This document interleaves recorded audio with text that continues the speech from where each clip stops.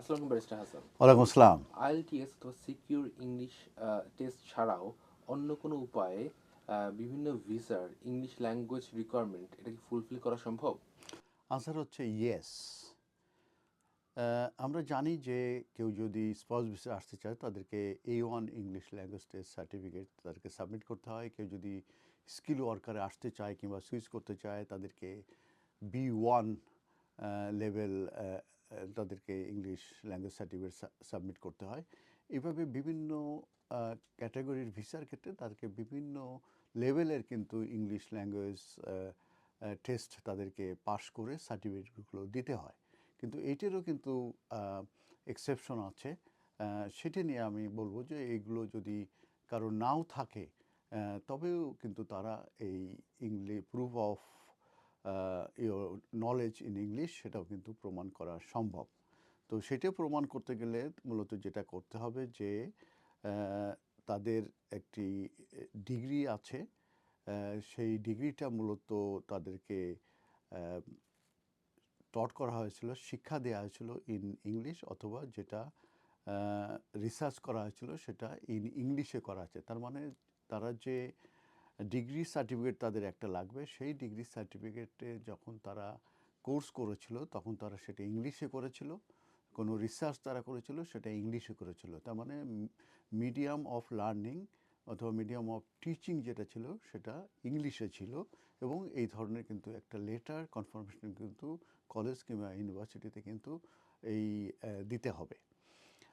এরপরে যেটা হচ্ছে যে সেই ডিগ্রিটা মাস্ট বি একাডেমিক। তার মানে এটা একাডেমিক ছিল, এটা ভোকেশনাল ডিগ্রি হলে হবে না।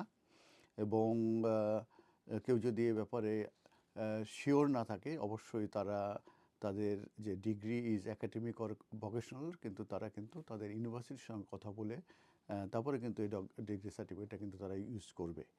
তবে এখন যেটা হচ্ছে যে কেউ যদি degree is from a UK university, সেই ক্ষেত্রে কিন্তু you only need your degree certificate. তার মানে কারো যদি ইউকে ইউনিভার্সিটিতে ডিগ্রি থাকে সেক্ষেত্রে কিন্তু তাদের এই সিকিউরিটি ল্যাঙ্গুয়েজ টেস্ট যেটা, এটা কিন্তু তাদের বসার দরকার নেই কিংবা পাশ করার দরকার নেই, সার্টিফিকেটও প্রয়োজন নেই। তার মানে ইউকে ইউনিভার্সিটি হলে তারা এক্সামটেড হচ্ছে।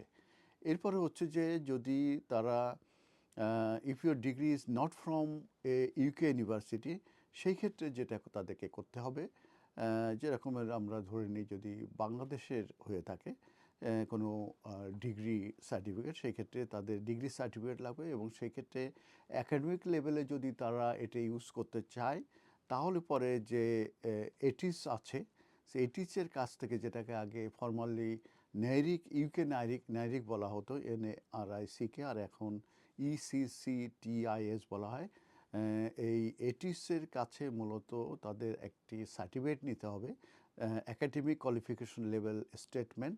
যদি এটা ইউনিভার্সিটির ক্ষেত্রে যদি ইউজ করতে চায় যে একাডেমিক লেভেলটা কী পরিমাণ, ওই সার্টিফিকেটটা তখন কিন্তু এটা লাগবে। তো ডিগ্রি সার্টিফিকেট এবং টট ইন ইংলিশ এই দুটা যদি তাদের এই এটিসের কাছে পাঠানো হয় তখন তারা কিন্তু একটা কনফার্মেশন দেবে, যেটাকে বলা হয় একাডেমিক কোয়ালিফিকেশন লেভেল স্টেটমেন্ট। সেটা দিলে তখন কনফার্ম করবে যে এটা ইউকের কোয়ালিফিকেশনের ইকুইভ্যালেন্ট কোনটা। এবার আমি আসছি যে যেটা আমি প্রশ্ন ছিল যে A1 B1 কিংবা C1-এর ক্ষেত্রে মূলত তাদের ওই সার্টিফিকেটটা তাদেরকে ওই পরীক্ষায় তাদের বসে পাশ করার প্রয়োজন আছে কিনা, সেটা বলেছি যে দরকার নাই।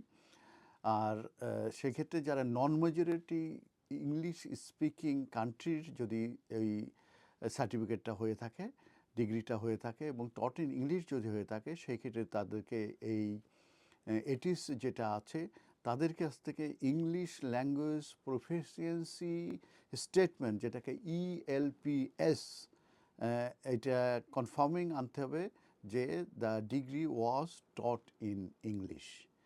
এইটা যদি পায় তাহলে কিন্তু তাদের যে A1 হোক, B1 হোক কিংবা C1 হোক, সেটাই তো মূলত তাদের আর সিকিউরিটি ল্যাঙ্গুয়েজ টেস্টে দেওয়ার প্রয়োজন নাই। এই English proficiency language proficiency statement ELPS, যেটা এটিসের কাছ থেকে কনফার্মেশন হলে তাহলে কিন্তু তাদের এই যে অ্যাপ্লিকেশনের স্কিল ওয়ার্কারই হোক কিংবা স্পাউস ভিসার ক্ষেত্রে হোক, এক্সটেনশন অ্যাপ্লিকেশন অফ স্পাউস ভিসায় হোক কিংবা আইলার ক্ষেত্রে হোক কিংবা সিটিজেনশিপের ক্ষেত্রে হোক, এই যে এটিসের যে certificate, English language proficiency statement ELPS from এটিস, এটা কিন্তু অ্যাকসেপ্টেবল হবে। ধন্যবাদ।